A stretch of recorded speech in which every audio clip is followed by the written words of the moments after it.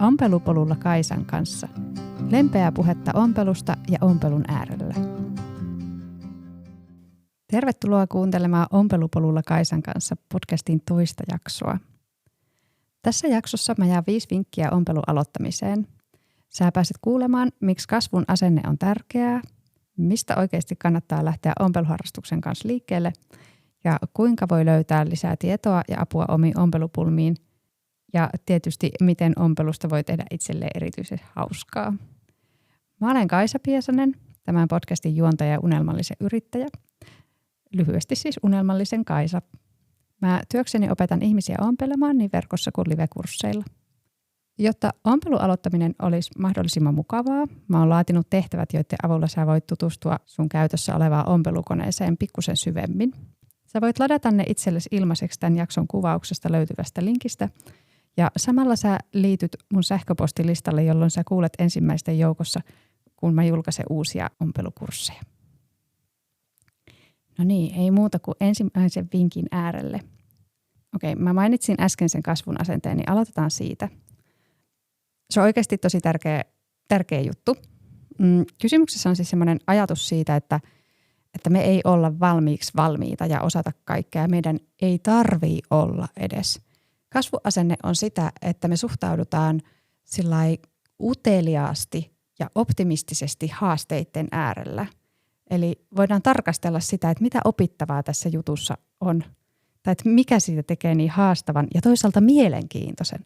Koska voi myös ajatella, että helpot asiat on vähän tylsiä, jos niissä ei ole enää mitään opittavaa. Eli haastavat asiat on aina mielenkiintoisia. Ja ompelussa, erityisesti kun ompeluun liittyy aivan valtavasti kaikenlaisia erilaisia yksityiskohtia, eikä sitä kaikkea voi mitenkään oppia kerralla. En tiedä, osaako kukaan kaikkea ompelusta. Eli se on jotain, missä voi aina kehittyä, aina voi erikoistua syvemmin johonkin yksityiskohtiin, tietynlaiseen ompeluun, tietynlaisten töiden tekemiseen. Ja siinä voi mennä niin kuin tosi syvälle, jos haluaa.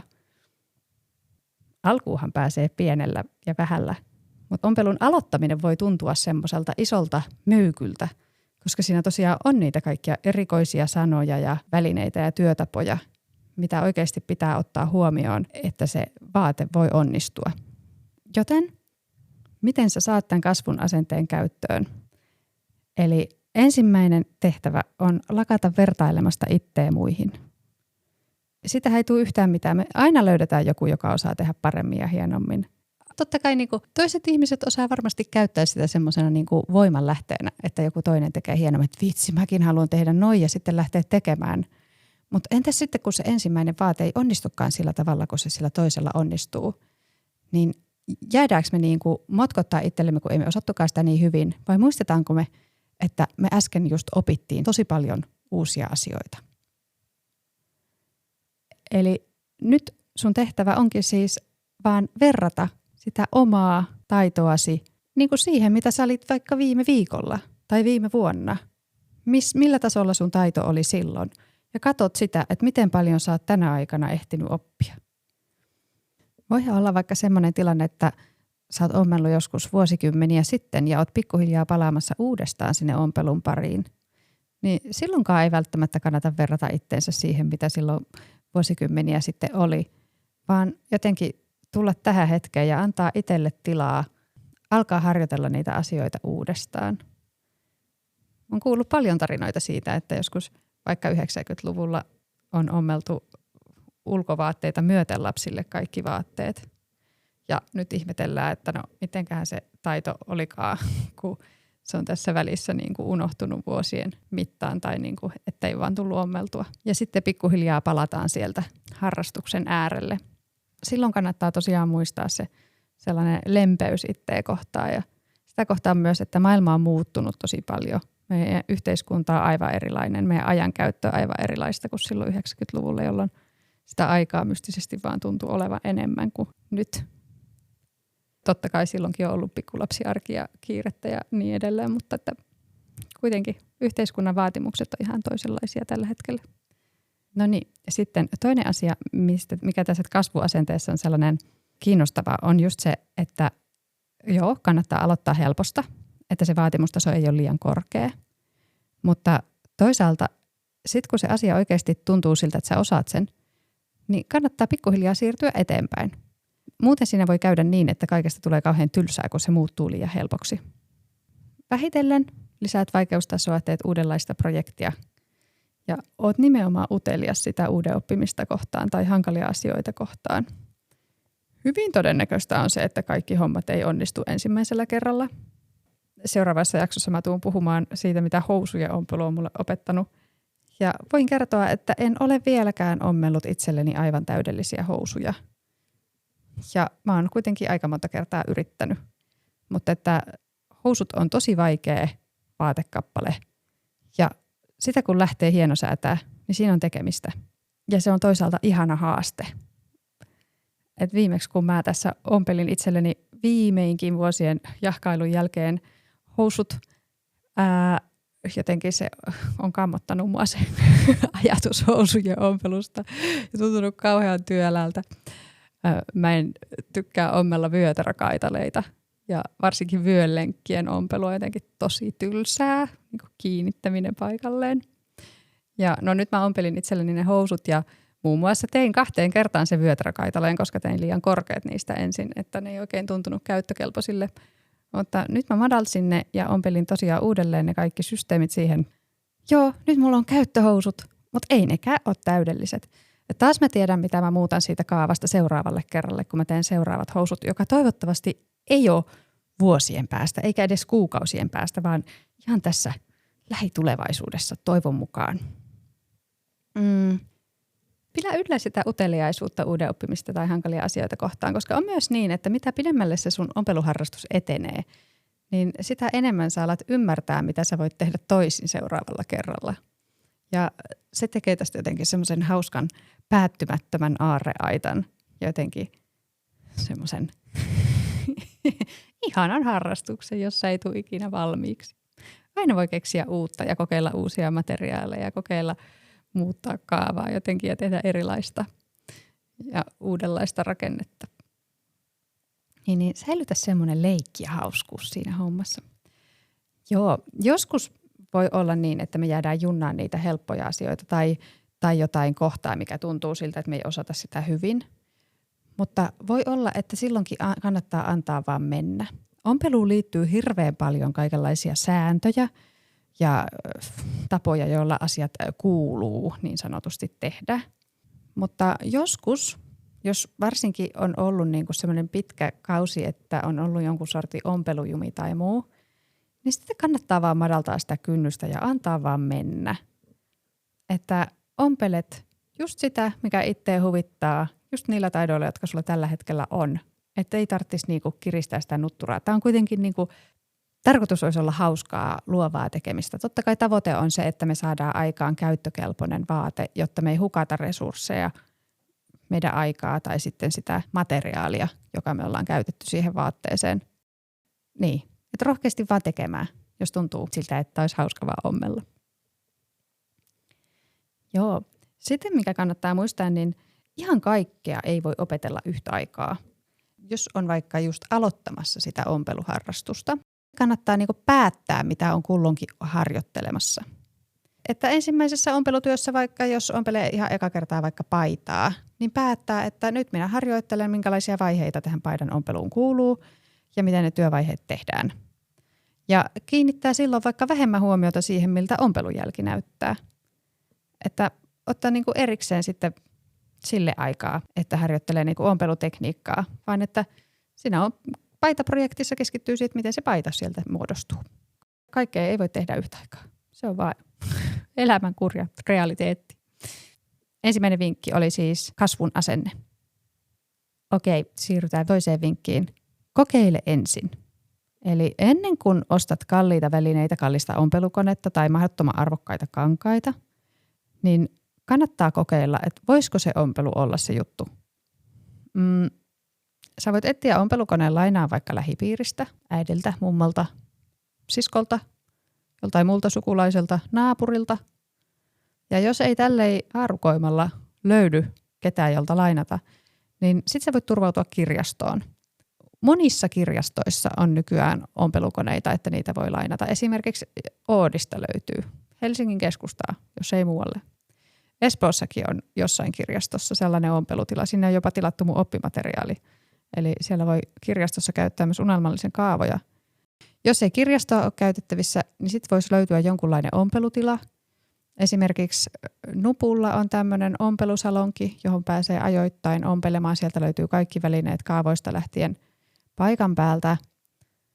Ja sitten mulla on noita täällä Saarijärvellä ompeluolohuoneessa ompeluiltoja ja kursseja, missä pääsee. Sieltäkin löytyy kaikki välineet. Toki useimmiten täytyy omat kankaat olla, joku visio siitä, mitä haluaa tehdä. Mulla nyt kyllä löytyy kaapeista kaikenlaista kangasta, mistä voi lähteä kokeilemaan. Joku semmoinen paikka, missä pääsee matalalla kynnyksellä käyttämään ompelukonetta. Ompeluhetkinen muuten kansalaisopistoilla saattaa olla semmoisia hyvinkin lyhyitä ompelukursseja, joihin voi päästä myös mukaan. Mä oon nähnyt ainakin semmoisia ompelupäiviä jopa, että ei tarvitse sen pidemmäksi aikaa sitoutua. Sitten se toinen asia, kankaat. Ei välttämättä kannata aloittaa kaikista kalleimmasta kankaasta. Ensinnäkin ylipäätään niin kuin uudella kaavalla ompelussa kannattaa huomioida se, että se kaava ei välttämättä sellaisenaan sovi omalle keholle, koska meitä on tosi monenmallisia ja kaavot on yleensä tehty vain yhdenlaiselle keholle, joka on sellainen niin sanottu standardikeho, jota on aika harvalla ihmisellä lopulta.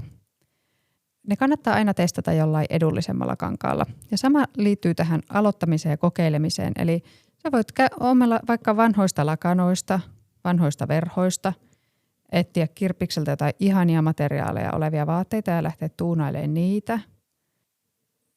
Mä oon ommellut itselleni opiskeluaikaan jakuun semmoisesta tosi vanhasta verhosta ja sitten mun opettaja oli ihan haltioissaan siitä sidoksesta, mitä siinä kankaassa oli käytetty. Että ei tällaista kangasta enää ole edes olemassa, että ei tämä kukaan tee. Ja siinä oli sellainen muuntuva sidoksinen matsku. Että edullisesti voi löytyä tosi kivoja materiaaleja. Nettikirppiksiltä löytyy valmiita kankaita, kun kaikki ei ole ehtinyt ompelemaan. Siitä saattaa tulla myös semmoista ylimääräistä painetta. Jos se kangas on maksanut kauhean paljon, niin sitä ei välttämättä sitten raaskin leikata. Tai että pelkää jotenkin liikaa sitä, että tuhoaa sen kankaan. Tai että siitä voi syntyä itselle semmoinen liian korkea kynnys. Niin senkin takia kannattaa ehkä eka kokeilla jollain muulla matskulla. Sekin kannattaa muistaa, että hyvin yksinkertaisilla välineillä pääsee alkuun.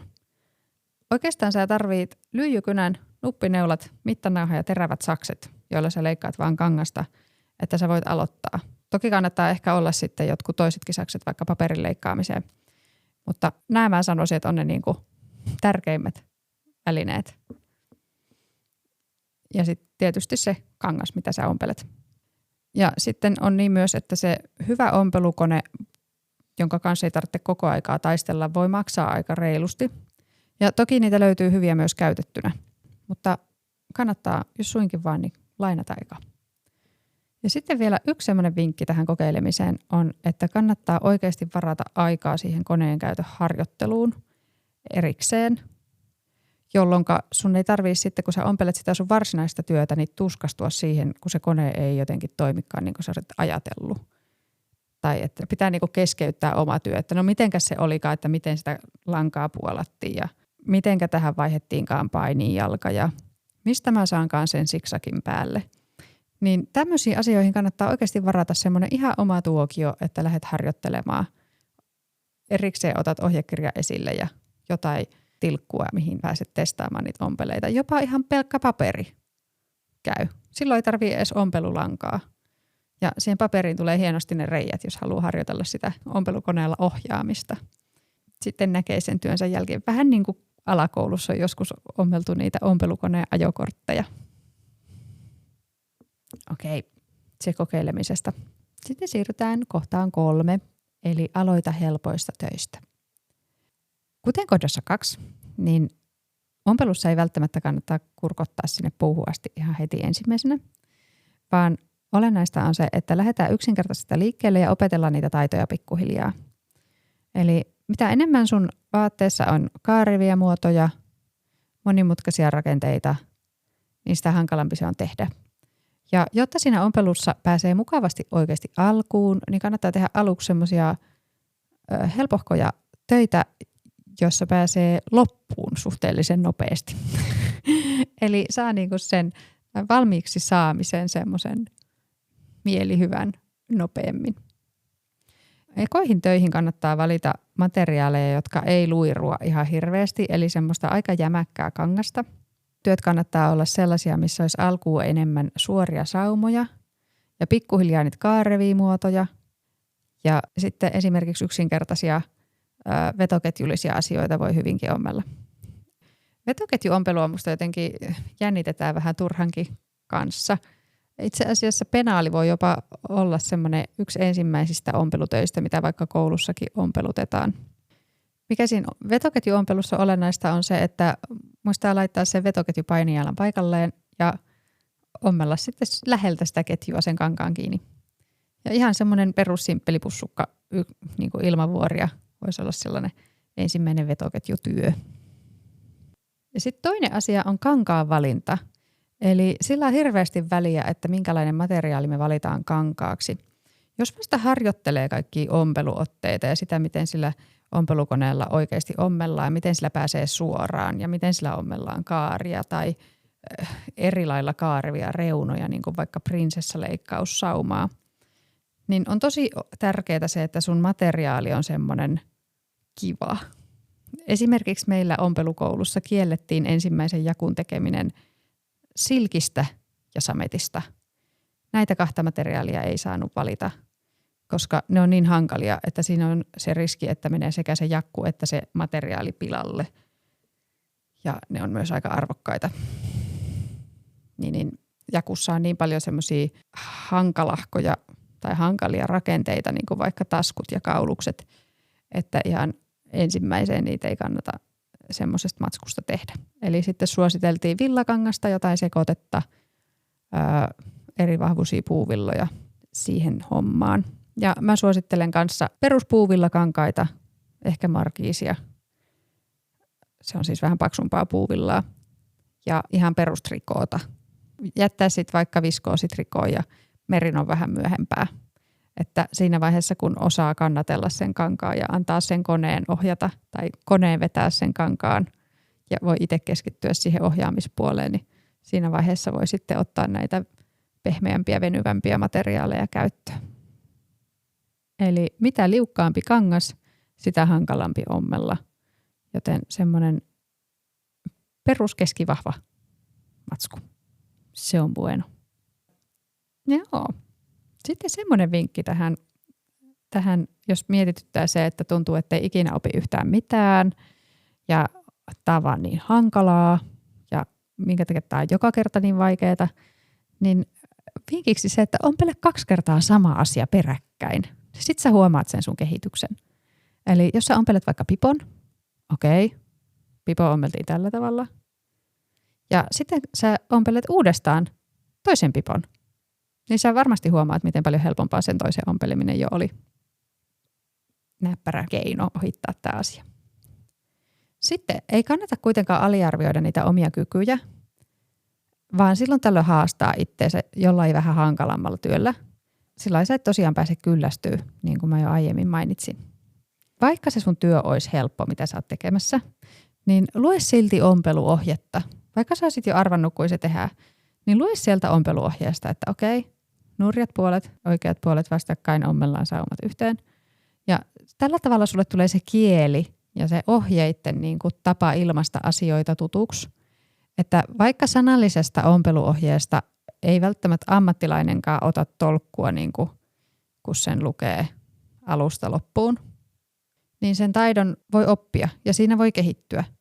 Ja ompeluohjeet on vielä monesti sellaisia, että ne kannattaa lukea kertaalleen läpi, että mitä siinä sanotaan, mutta sitten täytyy vaan alkaa tekemään niin kuin vaihe kerrallaan.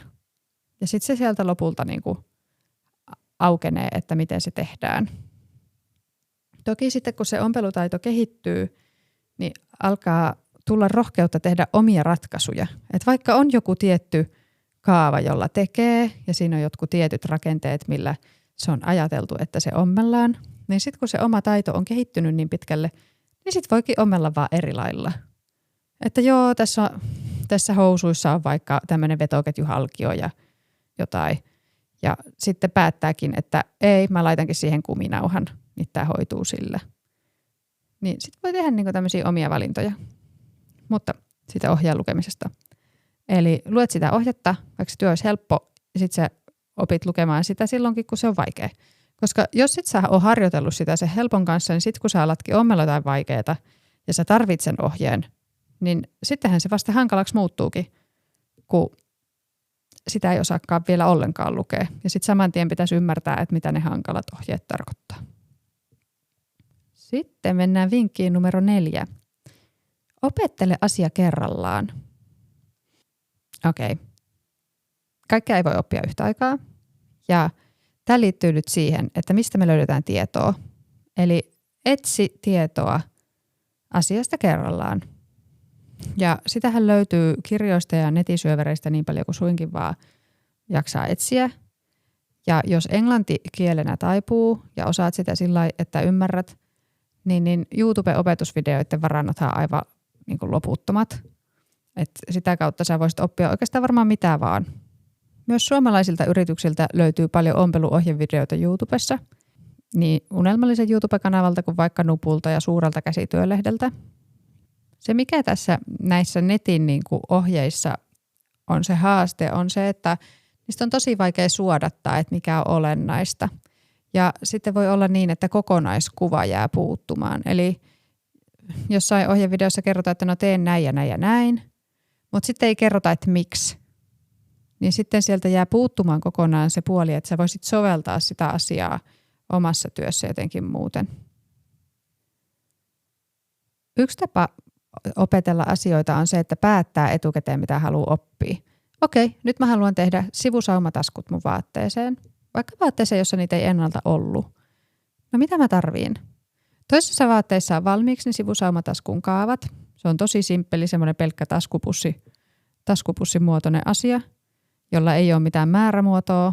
Sen voi piirtää sen kokoisen kuin haluaa, kunhan siitä kädenaukosta mahtuu käsi sinne taskun sisälle.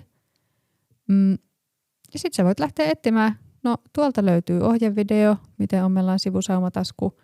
Ja no tuolla on tuommoinen ohjevideo. Niitä löytyy ainakin 3 eri tapaa tosi helposti tehdä se sama tasku. Ja sitten se vaatii siltä omalta kaavalta vähän eri asioita. Eli sitten pitää vaan osata valita, että mitä niistä haluaa käyttää.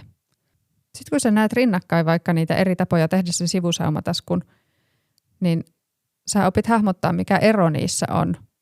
Ja pikkuhiljaa sä opit soveltaa ja tekemään asiat sillä lailla, kun sä itse haluat. Ja niin kuin mä sanoin, että tuossa itsenäisessä tiedonhaussa on se ongelma, että kokonaiskuvaa voi olla vaikea saada, että mikä on olennaista, mikä linkittyy mihinkin.